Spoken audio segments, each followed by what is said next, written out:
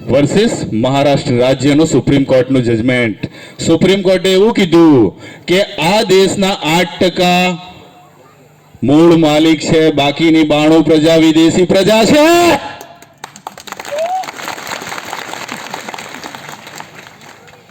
કે નહીં? તાળી ઓછી પડી ધણી ગયો. એટલે જાણવું પડશે, લડવું પડશે, કારણ કે સૌથી વધારે આપણી ઉપર અત્યાચારો કોના? પોલીસ પ્રશાસનના, બીજી બાજુ ફોરેસ્ટ ડિપાર્ટમેન્ટના. પણ કેમ? સંવિધાનની અંદર એવી જોગવાઈ કરેલી છે અને આઈપીસી સેક્શનની અંદર કરેલું છે, સીઆરપીસી સેક્શનની અંદર કીધેલું છે, તેમ છતાં પણ કેમ આપણી ઉપર અત્યાચારો કરવામાં આવે છે? એના વિશે જાગવું પડશે કે નહીં? તો કહેવું પડશે. અને કહેવા માટે નોલેજ જરૂરી છે. સંવિધાન વાંચવું પડશે, બંધારણ વાંચવું પડશે, આઈપીસી સીઆરપીસી વાંચવું પડશે. અને એને પાછું અત્યારે નામ બદલી નાખ્યું 2023 BNS, ભારતીય ન્યાય સંહિતા. બરાબર? અને બીજું ભારતીય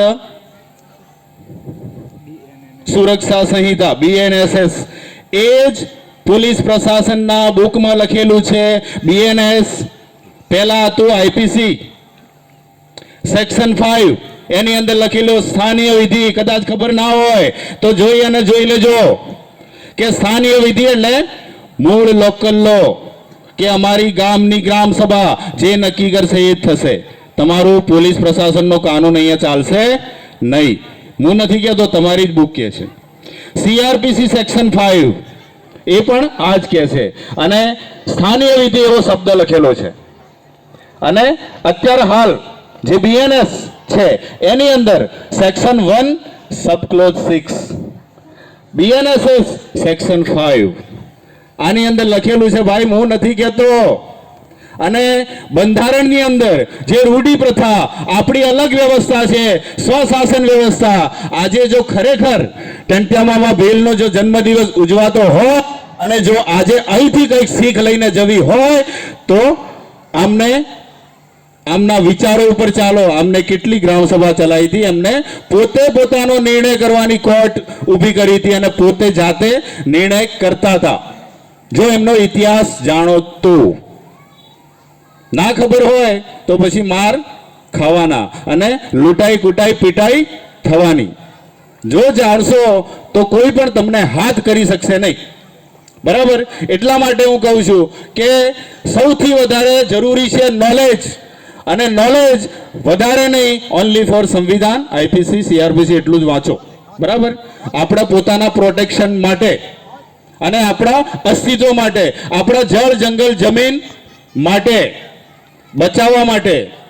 જો આ નહીં હશે તો તમે કશું બચાવી શકવાના નથી. ગમે એટલી સભા કરો, ગમે એટલી રેલી કરો, ગમે એટલા ધરણા કરો, ગમે એટલી પ્રોટેસ્ટ કરો, ગમે એટલા આવેદન આપો, કશું જ ના કરી શકો. ગેરંટી સાથે હું કહું છું. કારણ કે તમારે કોઈ પણ અધિકારી સામે ફેસ ટુ ફેસ ડિબેટ કરવાની તાકાત હોવી જોઈએ. અને એ તાકાત ક્યારે આવશે? તમારી અંદર નોલેજ હશે ત્યારે. વાત સાચી ખોટી મિત્રો? કે ગલત લાગે છે? નહીં ગમતું કે બંધ કરી દઉં. બરાબર? મો પાછો સોમળાજી વાળી બોલો તને ખબર પડે કે એમ ના ગમતું કે શરૂ રાખો, નહીં ગમતું કે બંધ કરી દઉં. બરાબર? તો આપણે કેવું હોય કે જે કઈ મહાપુરુષના આપણે જન્મ જયંતિ ઉજવા, જે કઈ મહાપુરુષ છે તણાના પુણ્યતિથિ ઉજવા, પણ નહીં. એમની લડાઈ શું હતી પહેલા એ વિચારો. એમની લડાઈ એક જ હતી, જળ જંગલ જમીનને બચાવવું. અને એ જ આપણને બચાવીને આપીને ગયા છે. પણ મને લાગતું ને કે આપણે બચાવી શકો. કારણ કે આપણે ઘણી બાજુ નાઠા, ભાજપમાં જવું પડે, કોંગ્રેસમાં જવું પડે, આમ આદમીમાં જવું પડે, બીટીવીમાં જવું પડે, અણી બાજુ જવું પડે. આપણે વોટાઈ ગયા. એક ગામમાં કોઈ પાર્ટી નહીં તો वो ગામ એક है नहीं है न? અને પણ અમારે એક પાર્ટી આવી ગઈ તો 2 ભાગ પડી ગયા, ત્રીજી આવી ગઈ કેટલા ભાગ પડી ગયા? 4.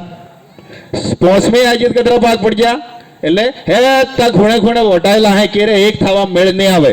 તમારી પાર્ટી વાળા વોટવાનું જ કામ કરે, બરાબર? ભાગલા કરવાનું જ કામ કરે, પણ તમે એક જગ્યા ઉપર લાવે તમારી પુરખોથી વ્યવસ્થા રૂઢી પ્રથા ગ્રામ સભા એ ક્યાં લખેલું હું નહીં કહેતો આર્ટિકલ 13 માં લખેલું હે 13(3) ક માં રૂઢી પ્રથા બરાબર. અને બીજું અહીંયા આપણી વચ્ચે થોડાક એડવોકેટ પણ બેહેલા છે. જરા મિત્રો હું જરા હિન્દીમાં વાત કરીશ तो दादा सुनिए कि हमारे पे इतना सारा अत्याचार क्यों. सबसे पहले संविधान में बोला गया है कि स्थायी विधायी स्रोत, अस्थायी विधायी स्रोत, प्रत्यायोजित विधायी स्रोत और गैर विधायी स्रोत हमारा कानून अलग से डिफाइंड किया गया है. तो फिर भी ये अलग अलग छोटे मोटे कानून बना के हमारे जमीनों को क्यों हड़प रहे हैं, इसका जवाब किसके पास है. बराबर. और मैंने आगे भी बताया पुलिस प्रशासन का बुक में ही लिखा हुआ है, फिर भी पुलिस हमारे पे इतना अत्याचार क्यों कर रही है, इसका जवाब है किसी के पास. कोई नहीं देता. क्यों? क्योंकि मुझे नहीं लगता ये संविधान से देश चलता है. रोना आ जाता है कभी कभी ये सब देख के. इतना सारा लिखा हुआ है, दिया हुआ है, फिर भी हम कुछ नहीं कर पाते. और सरकार प्रशासन जो भी है हमारे पे इतना खतरनाक तरीके से अत्याचार कर रही है कि नहीं सहा जाता. आज हसदेव पूरा लूट गया. आज कहा जा रहा है कि आदिवासी की जमीनें गैर आदिवासी के लिए हस्तांतरित नहीं हो सकती, फिर भी लोग ले रहे हैं. क्यों? इसका जवाब किसके पास है? कौन देगा? कोई नहीं देगा. इसीलिए मैं कहता हूं खुद से ही तैयार होना है, खुद ही लड़ना पड़ेगा, खुद से ही. कोई सपोर्ट नहीं करेगा हमें. इतना सारा संविधान में दिया हुआ है. और 24 अप्रैल केशवानंद भारती 1973 का एक जजमेंट है, देश चलेगा तो संविधान से चलेगा.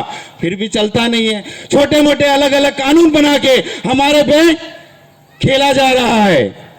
और एक तरफ बोल रहे हैं कि यहाँ का 8% आदिवासी यहाँ का मूल बीज है, मूल माटी है, फिर भी कोई मानने को तैयार नहीं है. आज हमारे भाइयों की, आज हमारे बहन बेटियों की हालत क्या है, उसका जवाब कौन देगा?